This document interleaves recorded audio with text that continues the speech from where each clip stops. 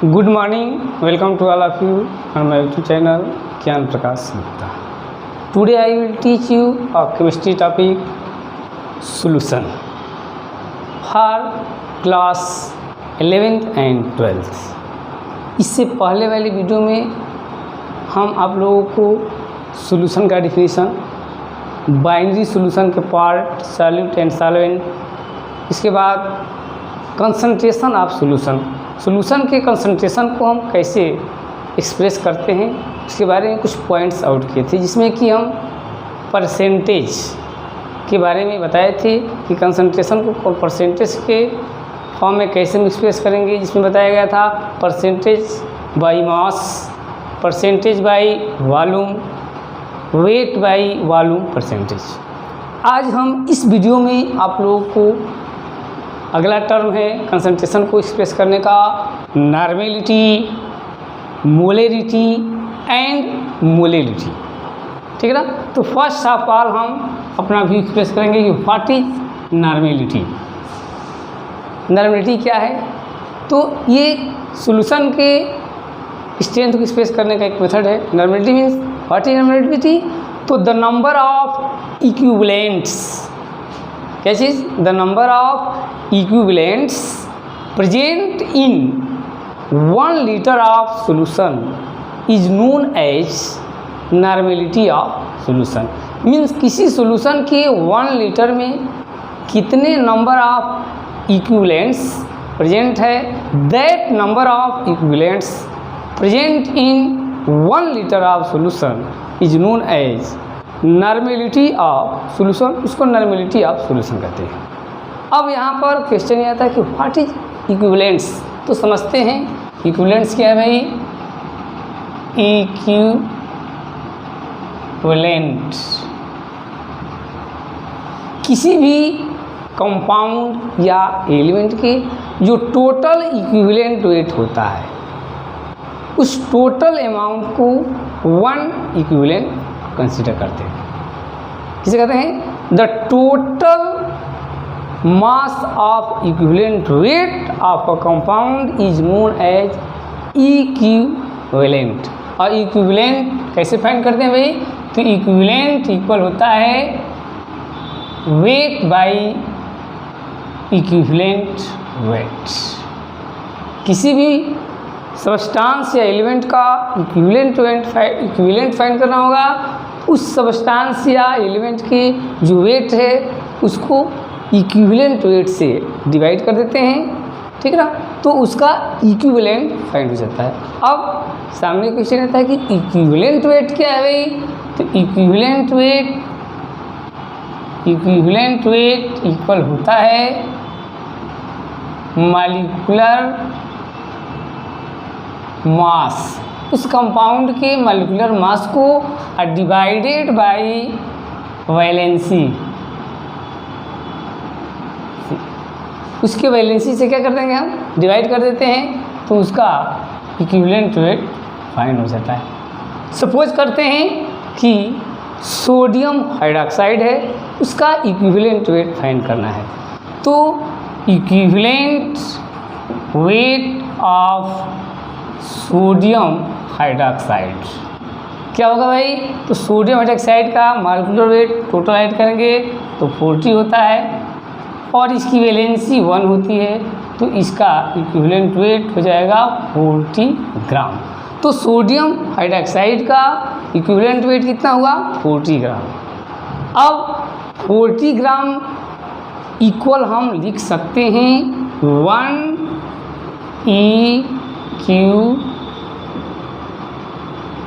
Equivalent. पहले हम बताए थे कि किसी भी सबस्टांस के टोटल इक्विवेलेंट वेट को 1 इक्विवेलेंट कहते हैं। 1 equivalent means the total amount of equivalent weight of the compound is known as 1 equivalent.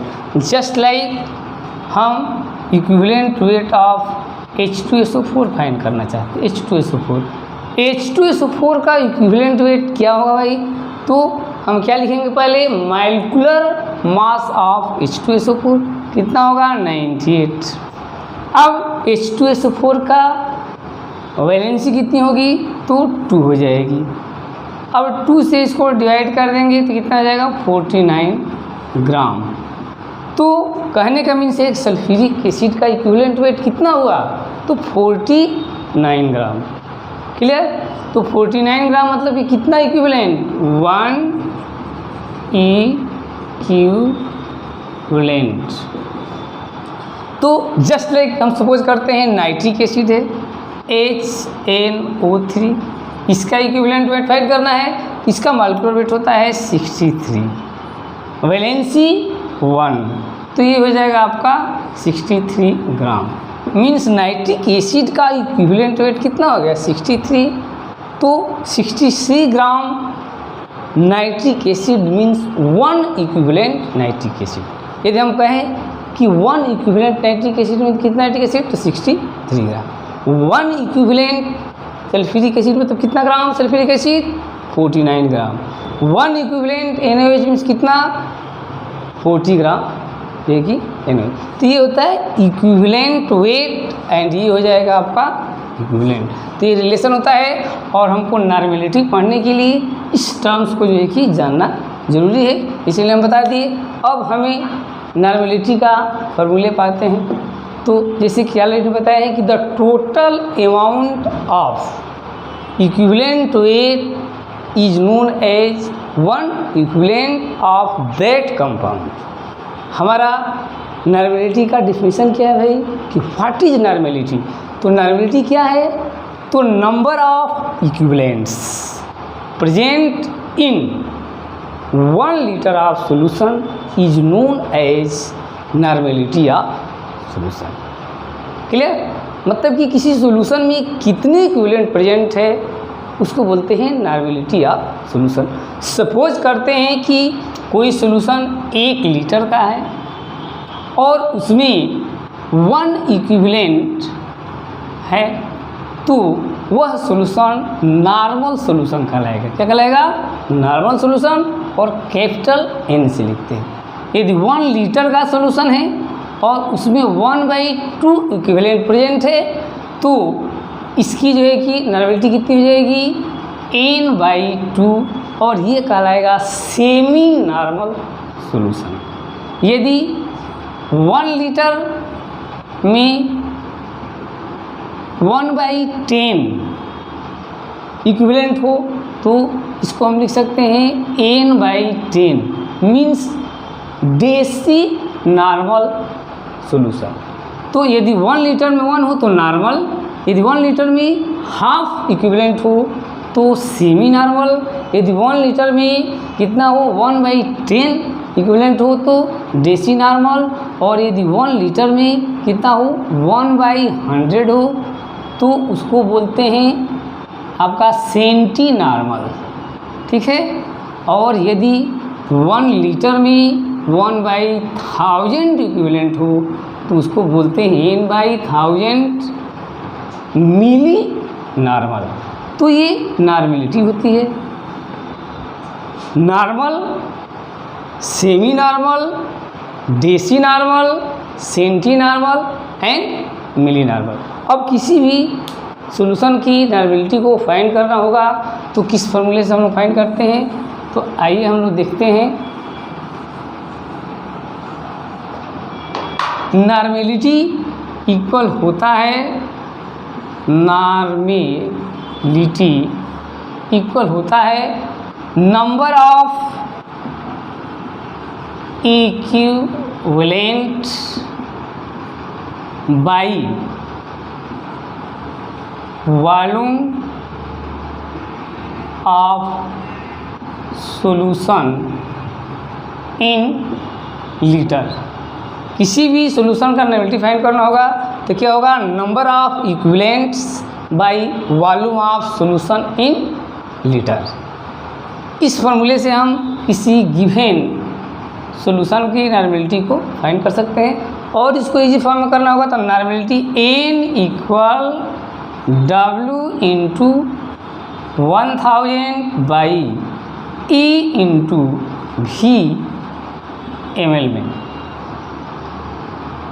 N normality of solution, W weight of solution, ये E equivalent weight of substance और V given जो volume होता है वो होता है।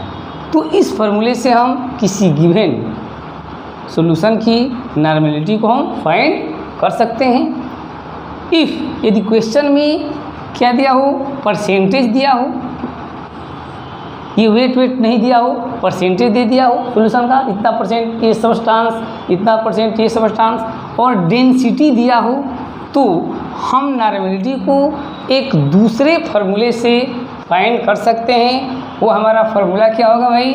तो दूसरा फार्मूला हमारा हो जाएगा आपका normality equal percentage into density into 10/E। इस फार्मूले से हम भी नॉर्मेलिटी फाइंड कर सकते हैं, बट कब? जबकि क्वेश्चन में उस सॉल्यूशन में सब्सटेंस की परसेंटेज और डेंसिटी दिया हो और वेट और ये सब वॉल्यूम नहीं दिया हो, परसेंटेज और डेंसिटी दिया हो, तो हम इस फार्मूले से उस सॉल्यूशन के नॉर्मेलिटी को क्या कर सकते हैं? फाइंड कर सकते हैं। तो अब दूसरा हमारा टर्म्स है मोलरिटी। आइए मोलरिटी देखते हैं हम लोग।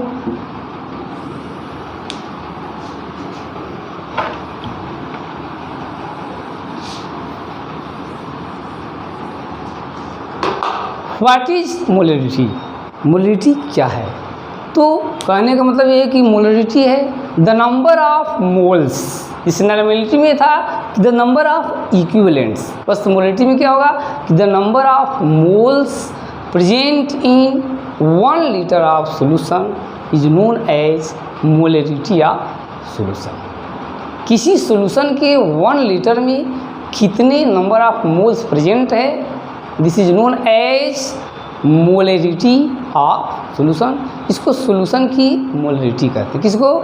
The number of moles present in 1 litre of solution is known as molarity of solution, और इसको कैपिटल M से रिप्रेजेंट करते हैं। और molarity M equal number of moles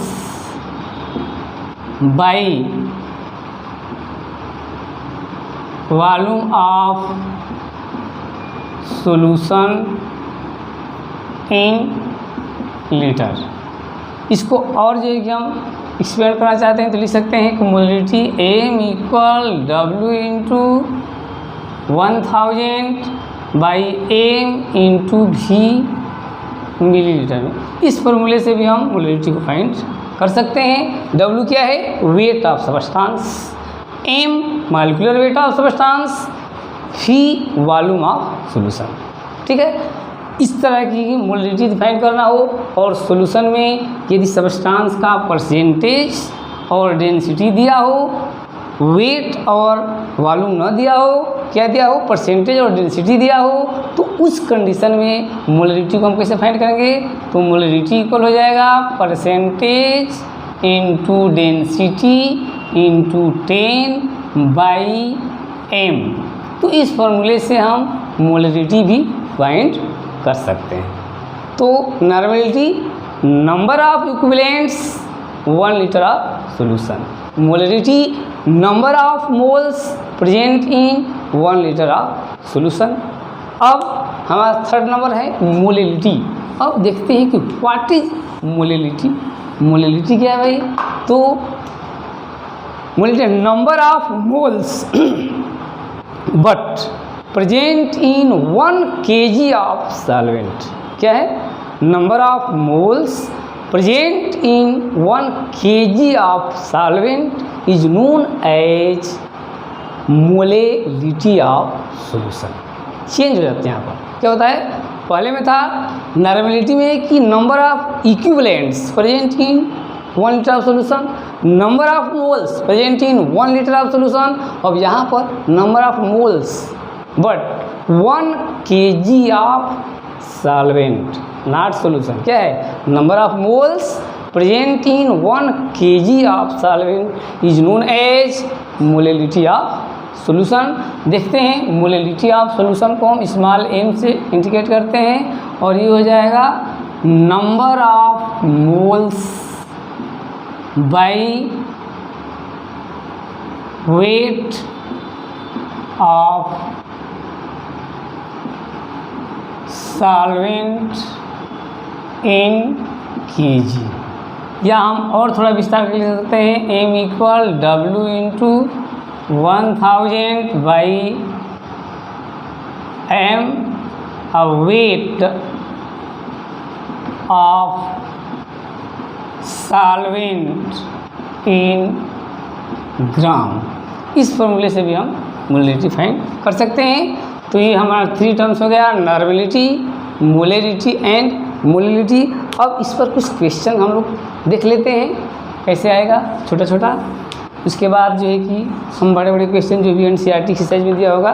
तो पहले हम देखते हैं कि नॉर्मेलिटी कैसे फाइंड करेंगे। सपोज करते हैं कोई सॉल्यूशन है जिसमें 4 ग्राम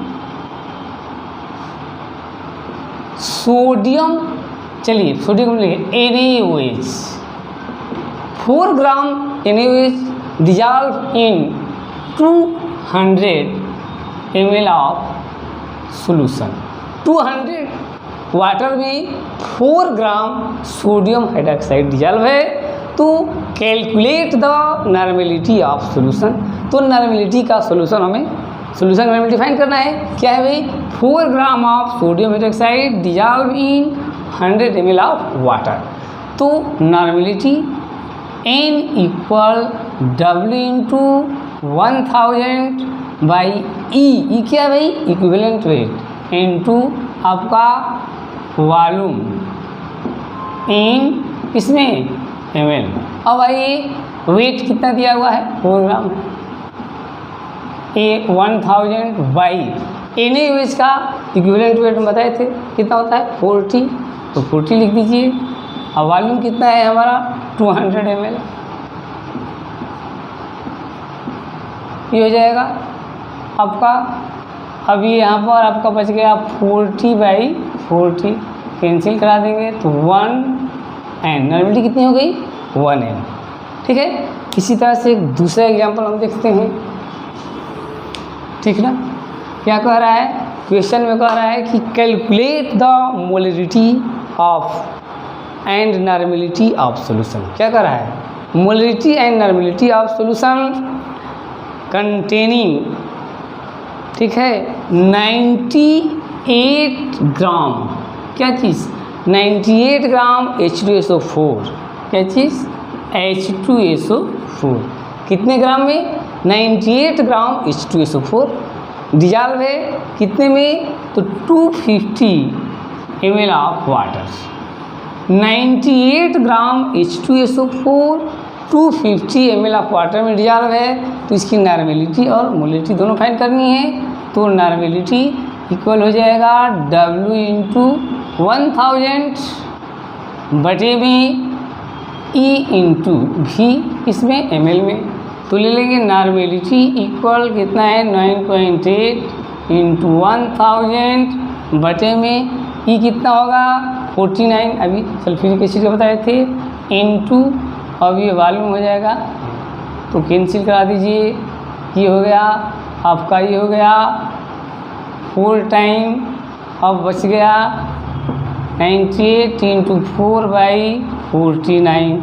ये तो 0.1 हो जाएगा, 0.2 हो जाएगा।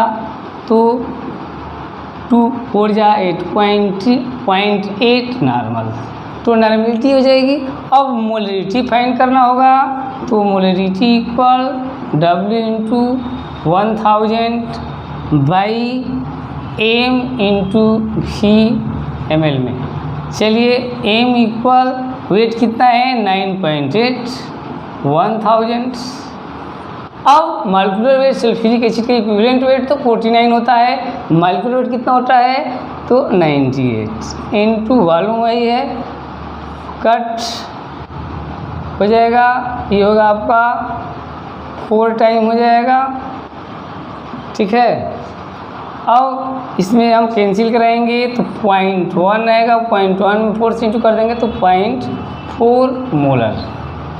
ये हो गई नॉर्मेलिटी, ये होगी मोलरिटी। नेक्स्ट क्वेश्चन एक मोलरिटी देखते हैं। कह रहा है कि 18 ग्राम ऑफ ग्लूकोज, ध्यान देने, कितना 18 ग्राम ऑफ ग्लूकोज, ग्लूकोज कितना है 18 ग्राम है, dissolve in 250 gram of water, 18 gram glucose 250 gram of water में डिजॉल्व है। तो calculate the molality of solution, solution की मोलेलिटी फाइंड करनी है।